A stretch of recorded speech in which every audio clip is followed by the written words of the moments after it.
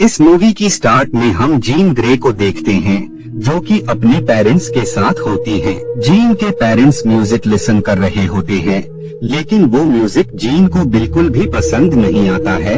इसी वजह से उसे काफी गुस्सा आने लगता है और जीन की पावर की वजह से उनकी कार का एक्सीडेंट हो जाता है, जिस वजह से जीन के पेरेंट्स की डेथ हो जाती है। नेक्स्ट डे जीन की आंख हॉस्पिटल में खुलती है।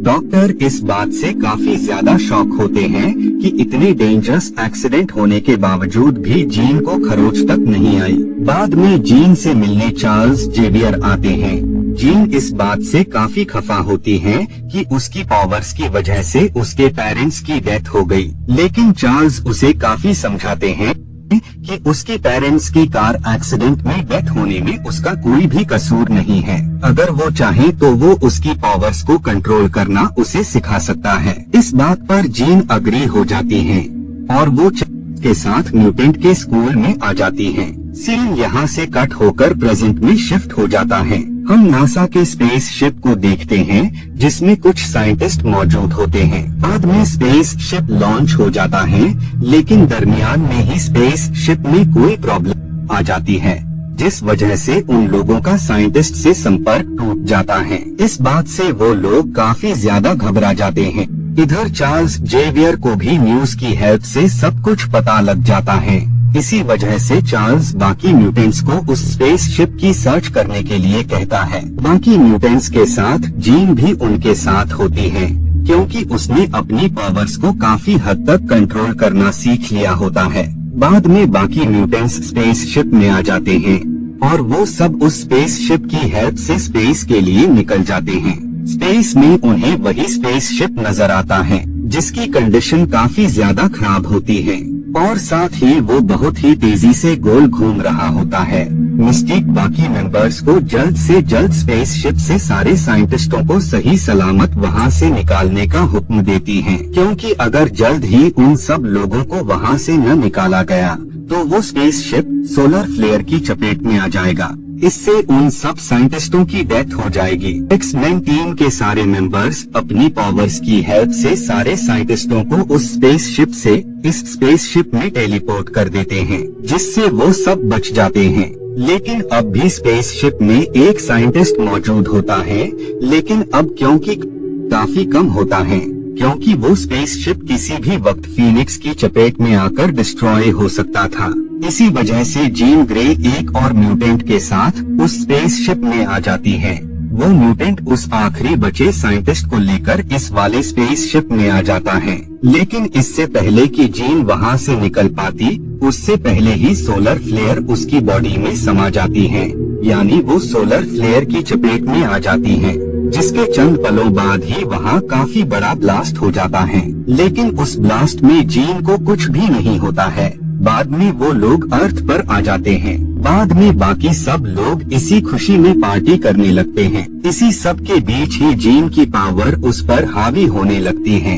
इसी वजह से बाकी सब उसे चार्ल्स जेवियर के पास लेकर आ जाते हैं। चार्ल्स जब अपनी डिवाइस से उसके दिमाग के अंदर देखते हैं तो उन्हें पता लगता है कि जीन के साथ जो बचपन में होता था, यानी चाइल्डहुड में जब उसकी पावर आउट ऑफ कंट्रोल हो जाती थी, वैसी ही कंडीशन अब दोबारा से क्रिएट होने लग गई होती है, क्योंकि सोलर फ्लेयर की उसकी बॉडी में आने से ऐसा उसके साथ दोबारा से होना शुरू हो गया था। उन सब के दरमियान ही उसे पता लग जाता है कि उस एक्सीडेंट्स में सिर्फ उसके मॉम की ही डेथ हुई थी, जबकि उसके डैड तो अलाइव थे। उन्होंने ने ही जीन की पावर्स को देखकर उसे म्यूटेंट के स्कूल में एडमिशन दिलाने का डिसाइड किया था। इसी वजह से उन्होंने जेवियर से कांटेक्ट किया होता है। जीन वापस से अपने सेंसेस में आने लगती है अब, क्योंकि उसकी पावर्स काफी ज्यादा होती हैं। इसी वजह से वो चार्ल्स को अपने माइंड में दोबारा एंटर ही नहीं करने देती है। जीन की पावर्स के सामने चार्ल्स भी वीक पड़ने लगते हैं। इसी वजह से उनके नाक से ब्लड आने लगता है। बाद में सेंसेस में आने के बाद उन्हें पता लगता है कि जीन वहां से निकल गई है। इधर जीन अपने डैड से मिलने जाती है, क्योंकि उसे पता लग गया होता है कि उसके डैड अलाइव हैं। जीन के डैड उसे देखकर काफी खुश हो जाते हैं। बाद में जीन उनसे सवालात करती है कि आपने अपनी बेटी को खुद से दूर क्यों रखा, क्यों आज तक कभी भी वो अपनी बेटी से मिलने नहीं आए। इसके जवाब में उसके डैड उसे बताते हैं कि उसकी मॉम की डेथ की रिस्पॉन्सिबल कोई और नहीं बल्कि सिर्फ और सिर्फ वो ही हैं। उसी की पावर्स आउट ऑफ कंट्रोल होने से उसके मॉम की डेथ हो गई। वो उसे बताते हैं कि वो बिल्कुल भी नहीं चाहते थे कि फ्यूचर में तुम अपनी मॉम की तरह ही किसी भी शख्स की जान लो। इसी वजह से मैंने तुम्हें चार्ल्स को सौंप दिया था ताकि तुम अपनी पावर को कंट्रोल करके इसे अच्छे काम के लिए यूज कर सको। बाद में वहाँ पर एक्समैन की पूरी टीम आ जाती है।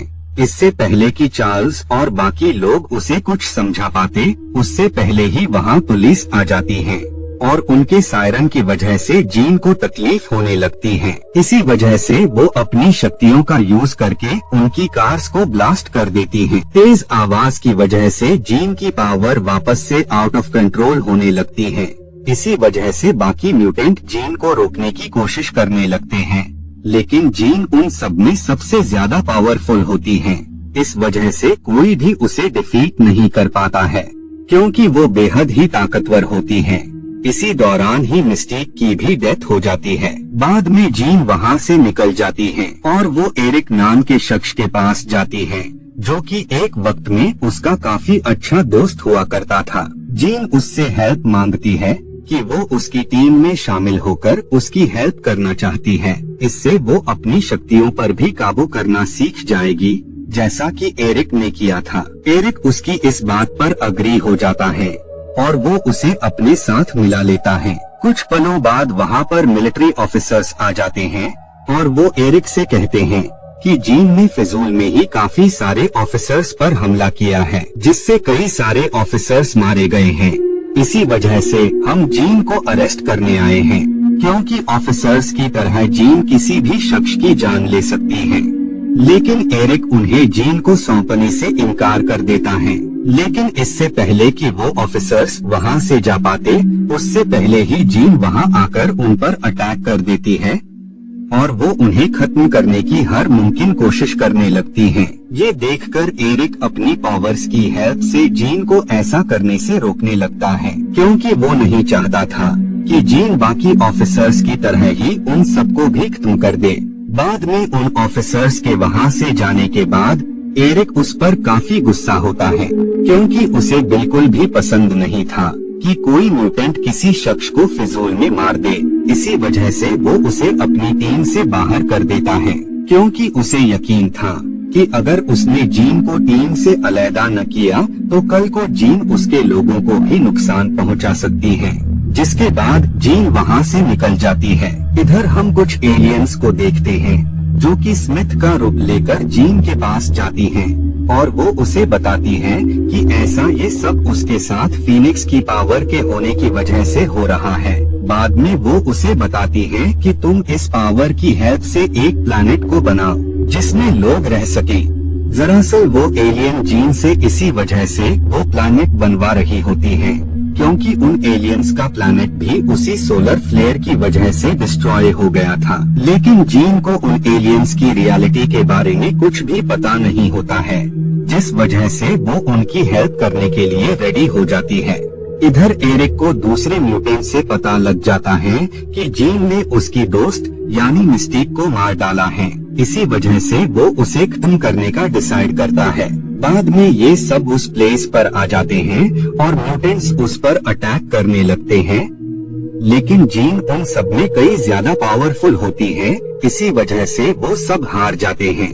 बाद में चार्ल्स उसे समझाने की काफी कोशिश करते हैं और साथ ही वो उसे बताते हैं कि तुम मेरे माइंड के अंदर घुसकर सब कुछ देख लेना, जिसके बाद ही तुम ये डिसाइड करना कि कौन सही है और कौन गलत। जीन सब कुछ देख लेती है। इसी वजह से वो उस एलियन की हेल्प न करने का डिसाइड करती है। इसी वजह से वो एलियन जीन की पूरी शक्तियों को उससे छीनने लगते हैं। इसी वजह से एक म्यूटेंट उन पर अटैक कर देता है।